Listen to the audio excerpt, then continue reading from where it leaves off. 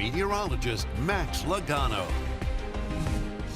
Well, a very good Thursday afternoon, and it's pretty easy to see where we've received rain versus where things have stayed drier. Now, for most of southwest Louisiana, rain has either been pretty light today or non-existent for now. However, some clouds, at least along I-10, kept the temperatures cooler. 83 in Jennings, 87 to Quincy, but at 91 at Fort Polk. That's the warmest location because clouds have been a little bit thinner over there today. Off to the east, a different story. We've had a lot of rain over portions of the Atchafalaya Basin and Acadiana, so the temperature now down to 75 degrees over in Lafayette.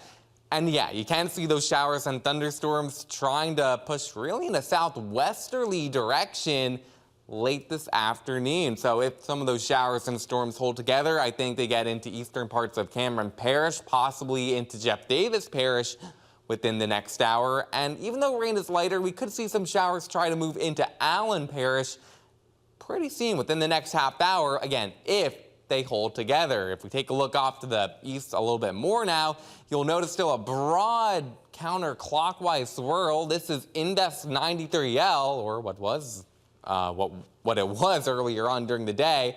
But fortunately, that is overland over Louisiana, continuing to head in a westerly direction, which means the odds of it becoming a tropical storm or a depression even are very, very low at this time. So that just means rain is what we'll continue to watch as we head into tonight and into tomorrow. We'll start now. Futurecast doing a pretty decent job of showing where the rain is ongoing so far. It does bring some of those showers and storms into Allen and Jeff Davis Parish within the next hour, and maybe into central parts of the area as we head a little bit later on into the early evening. So we'll be here to keep an eye on the sky and the radar. I think still looking like tomorrow, that's the greater chance of rain. In fact, Futurecast indicates after a quiet middle part of the evening that rain and storms begin to develop even overnight, and then especially by tomorrow morning. Now, of course, it's possible that maybe the model's off by a little bit and this rain ends up a bit farther away from the area, but I think it's best to plan for a pretty wet morning commute for some locations here in southwest Louisiana. So make sure to have the umbrella handy. The good news is, with the disturbance moving westward, this should continue moving off to the west throughout the day, but if any thunderstorms can kind of sit over the same place in a few spots, that is how we would get some localized flooding issues tomorrow. So here's one model's take on rainfall amounts.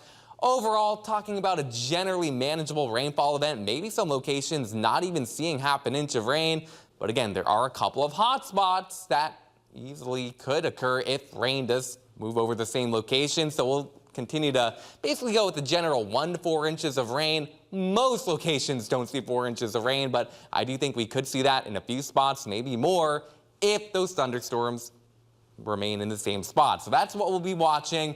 The good news is by Saturday, we're back to a scattering of afternoon showers and storms, and by Sunday and beyond, I think things are looking drier, at least for the first part of the upcoming week. Of course, there's a trade-off going on there, which means we'll be back into the low to mid 90s. But for tomorrow, just keep the umbrella handy. All right, will do, Max. Thank you so much.